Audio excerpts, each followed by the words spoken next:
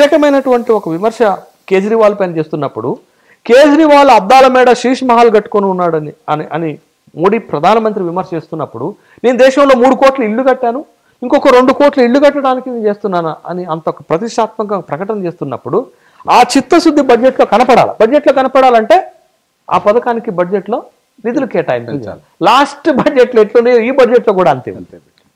అంటే కొన్ని కీలకమైనటువంటి రంగాల విషయంలో, కొన్ని కీలకమైనటువంటి సమస్యల విషయంలో, కొన్ని కీలకమైనటువంటి పథకాల విషయంలో బడ్జెట్ పెట్టాల్సినంత ఫోకస్ పెట్టలేదు అనేటటువంటి అభిప్రాయం వస్తుంది. మనం ఎంతసేపు టువర్డ్స్ మిడిల్ క్లాస్ వైపుకి బడ్జెట్ని పట్టకపోవటం వల్ల మిగతా దగ్గర ఏమైనా కొంత జరిగిందా, కొంత ల్యాప్స్ జరిగిందా అనేటటువంటి అభిప్రాయం వస్తుంది. అందుకని ఇప్పుడు బడ్జెట్ ప్రసంగం మొదటి మాట ఏం చెప్పింది తను అని అంటే, the power of rising middle class అని అంటున్నటువంటి సందర్భంలో ఈ ట్యాక్స్ ఎగ్జంప్షన్స్ ఇవ్వటం ద్వారా, ట్యాక్స్ స్లాబ్స్ మార్చటం ద్వారా మిడిల్ క్లాస్కి కొంత ఆదాయాన్ని జనరేట్ చేసేటటువంటి అంశం మీద దృష్టి పెట్టారు. అంటే వాళ్ళకి ఆదాయం పెరిగితే వాళ్ళ పర్చేసింగ్ పవర్ పెరుగుతుంది. ఆ కోణంలో ఒకటి చూశారు. తర్వాత వాళ్ళకి కొంత ట్యాక్స్ రిలీఫ్ ఇచ్చినటువంటి సందర్భాన్ని చూశారు. బట్ ఆ సెక్షనే కాకుండా మిగతా పథకాల ద్వారా మిగతా సెక్షన్స్కి ప్రయోజనం కలిగేటటువంటి వాటిపైన దృష్టి పెడితే బాగుండేది. తర్వాత బడ్జెట్లో ఇంకొక మనకు కనపడుతున్నటువంటి అంశం ఏంటి అని అంటే, ఈసారి ఒక కొత్త ఫండ్ని క్రియేట్ చేశారు.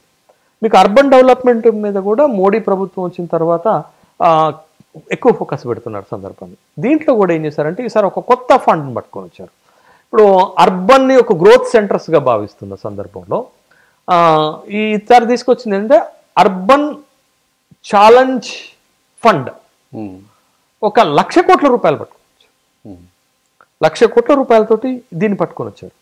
ఇది ఒక కీలకమైనటువంటి ఆహ్వానించదగినటువంటి పరిణామంగానే మనం ఈ అంశాన్ని చూడాలి. తరువాత ఏంటి అని అంటే, చాలా సందర్భాల్లో మనకి తీసుకురావటం కొంచెం ఈ రియల్ ఎస్టేట్ ఏమన్నా దానికి ఉపయోగపడుతుంటారా?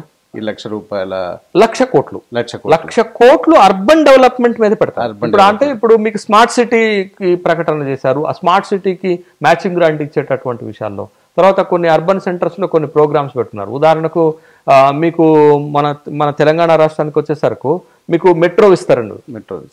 తర్వాత మూసీ రివర్ ఫ్రంట్ ప్రక్షాళన్స్, తర్వాత మీకు వరంగల్ లాంటి పట్టణానికి వచ్చేసరికి అండర్ డ్రైనేజ్ సిస్టమ్స్ డెవలప్మెంట్ 4,217 కోట్ల రూపాయలు కావాలి మన ఎస్టిమేషన్స్ ప్రకారం. అయితే వరంగల్లో అండర్ డ్రైనేజ్ సిస్టమ్ని డెవలప్ చేయడం కోసం. కాబట్టి ఇట్లాంటి వాటికి 1,00,000 కోట్ల రూపాయల నుంచి ఆయా రాష్ట్రాల వాటా వస్తుంది, అక్కడ కొంత ఉపయోగపడుతుంది అనేటటువంటి అభిప్రాయం అయితే కలుగుతుంది. అయితే చాలా సందర్భాల్లో మనం డిబేట్స్లలో మాట్లాడుతున్నప్పుడు, మనం టీవీ ఇంటర్వ్యూస్లలో మాట్లాడుతున్నప్పుడు మేము నేషనల్ హైవేస్ ఇస్తున్నాము, రైల్వే ప్రాజెక్ట్స్ ఇస్తున్నాము,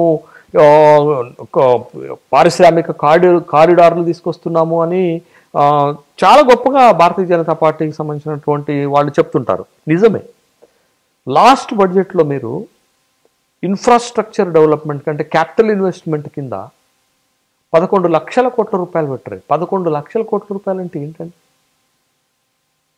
11,00,000 కోట్ల రూపాయలు మీరు కేటాయింపులు చేశారు కదా, అది వాస్తవంగా అదే నేషనల్ హైవేస్లోను ఆర్ట్ విషయాల్లో కనపడుతుంది మనకి. కాబట్టి అది లాంగ్ టర్మ్ డెవలప్మెంట్కి ఉపయోగపడేటటువంటి ఒక మంచిదే.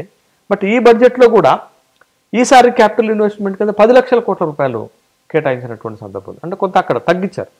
ఎందుకంటే ఇక్కడ అర్బన్ ఛాలెంజ్డ్ ఫండ్ అక్కడ 1,00,000 కోట్ల రూపాయలు అట్టుపోతే ఇంకో 1,00,000 కోట్ల రూపాయలు ఇక్కడ తగ్గించారు తప్ప దాంట్లో పెద్దగా వచ్చేటటువంటి అంశం అయితే లేదనే విషయాన్ని మనం గమనించాలి.